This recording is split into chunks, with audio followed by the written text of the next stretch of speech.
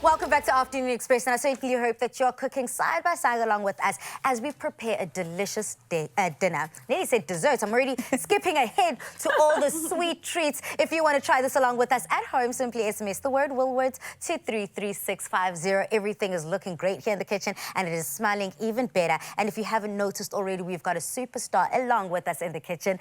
Sophie, you have been so incredible in many ways. And another very incredible, momentous thing that you've kind of left and walked into is your business. But this started way back when you were 15. Please tell us the story about how you flipped your mother's pension money into a business, honey. I mean, we had 150, that was her pension then, and nobody else earned a salary. And I thought, okay, honey, give me this pension 150 and I'm gonna start us a little empire. And that's where it all began. And I was borrowing her clothes, so I'd get a fabulous blouse like this that was oversized. Yeah. And I'd pin it everywhere, tuck it into pants, and then get out there and say, I'm rocking this. And then I thought, people eat every day. They do eat every day. We get hungry every day. They get hungry every day. That's the best business. And that's when I started my catering business. Wow. So besides being a model then, because I thought, what's difficult about modeling? All I do is stand there and smile. And we get paid to do it. And being fabulous. For me, it was simple. For me, it was simple, but yet it was a serious job. So I took it very seriously, but I also took food and cooking more seriously because that brought me the income that I wanted. Wow. I literally built my home out of catering and cooking with my bare hands in my home. Wow. So a lot of people don't know that you did not just step aside and let someone else do the work. No. You went hands in, knee deep within it, and you showed your business elements and your business mind at a very young age. Yeah. Was that difficult for you? It wasn't difficult because it was exciting. I mean, I always loved cooking. I always loved exploring with food. And imagine exploring and you're getting paid to do it. So to me, that's why it was very exciting, because I was exploring and I was getting paid to do it. And suddenly I had corporate clients saying, can you cook this for me? Can you do this for me? Can you do a bus parade? Can you do a birthday? And that's how my wedding planning business started. There was a couple that was sitting there eating my soulful food, morogo, stampa, mogodu, and all those amazing things. My favorite. And they said, we're getting married, honey. Can you do our wedding? Do you do wedding plan? And I said, I do everything. I cook, I wedding plan, I do everything. You're like, I got you. Yeah, and I was just saying it, just to get in. I heard that is the trick. That if people ask you, can you do something? You don't say no. You don't say no. You just agree. Why would you say no? And you learn whilst you're there. Money's next to you, and you're saying no. No. And that was my first, and that was a presidential wedding. It was an advisor from the presidency at the time, so I was doing, dealing with people from the presidency for the first time in my entire life. I didn't even know what is protocol. I said, explain protocol. In this kitchen, what is our protocol? No, not the kitchen. The protocol where the dogs come and the people come and tell you who's going to be sitting here and why. And I said, oh. And I was in my 20s then, so I was learning. Wow. And I didn't know much, but from that experience, that's when my business started. And that's where it was birthed. That's how I started my wedding planning business. All I did was research. Taking the Who's time. my competition? What are they doing? How are they doing it? That's very key.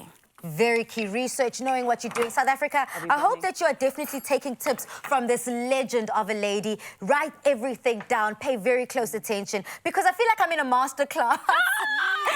We're gonna start this, darling. I'm gonna start this one day soon. Yeah. I think that's definitely one of your goals in 2020. But for more diabetics and people who are struggling to eat.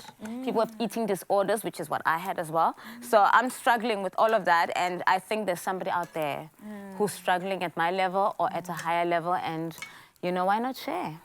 So what advice would you have for those people? Can we do a mini masterclass now, where you just speak to our viewers at home? Because I think that what you've touched on is a very sensitive subject. It's something that is taboo. People don't speak about. People are too afraid to talk about. I had 2 eating disorders. I had an eating disorder when I'm stressed. I eat whatever's in my pantry, and I watch movies and I feel good. And I would just gain and balloon. And then I had an eating disorder where I just stopped eating. because I was stressed, because I was going through this disease that was very new to me, because I was going through a lot in my life at the time. So that eating disorder was not an eating disorder to me. It was like, why are you guys forcing me to eat? Actually, why do I have to complete this plate? Why am I eating all this food? It felt in like fact, punishment. yeah. So drinking water, drinking juice was like the best thing that ever happened to me, and I was not eating. So, you know, you lose half of yourself so quickly, so easily, after having many years of diet. I went on many years of diet. I was called many things for dieting, and you know, and are we burning? And and now I only realized it later that you can have two eating disorders back to back. You can start with the one where you eat a lot and you gain, and then you can have the one where you don't eat at all and you lose everything and you lose yourself. And then the battle to bring it all back was another journey, because now you have to think now on your feet. So every time you're holding a plate, you're counting how many calories. Oh, you're reading labels. You're reading labels. Does this have sugar? Because now you're diabetic as well on top of that. So it's double the drama.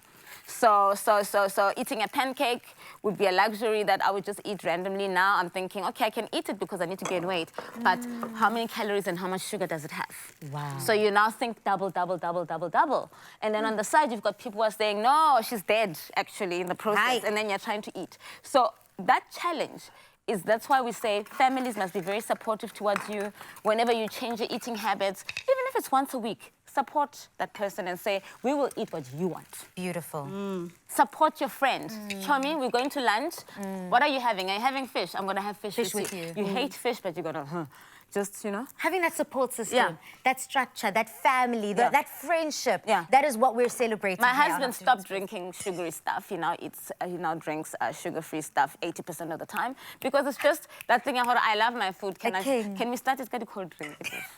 Can we just start? A king. Oh, thank you so much. You know, what I'm enjoying about this conversation is it's a real conversation. We are touching souls, we're touching hearts, and I'm sure so many people at home can relate to everything that we're talking about right now. But going back to the food, just very quickly, it seems like we're quite far ahead in our recipe. We have plated a beautiful dessert pancake here. Chef Dumi, do you want to give us a little bit of a brief as to how you've put together your pancake? Yes, girl. So as you've got over there, we're actually using Woolies' ready-made pancakes. They come in a pack of 20. And what we've done with these ones, if you just put them in a muffin tin, basically turned it over and then put them on the back to create these cups. And all we've got there, it's very healthy as well. It's filled with plain yogurt, a mixture of berries, and just a drizzle of honey on top and some mint. And then over here, we've just got another one with just plain avo, tomato. So basically what we're saying is you can... All of them.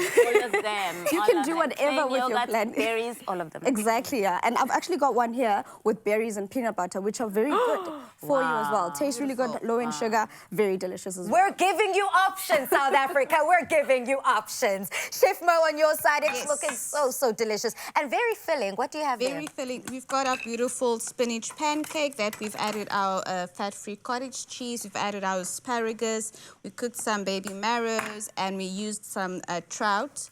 Put it in there, rolled it up, and we've got a beautiful little canapé style posh. Looking really good there. Thank you so much, ladies, for talking us through this delicious recipe. Now, that's a great way to entertain your guests using pancakes. After today, pancakes have definitely made their way all the way up to our favorite list of foods. Now, to get this recipe, simply SMS the keyword Woolworths to 33650 to have this recipe sent to your device. And remember, free SMSs do not apply.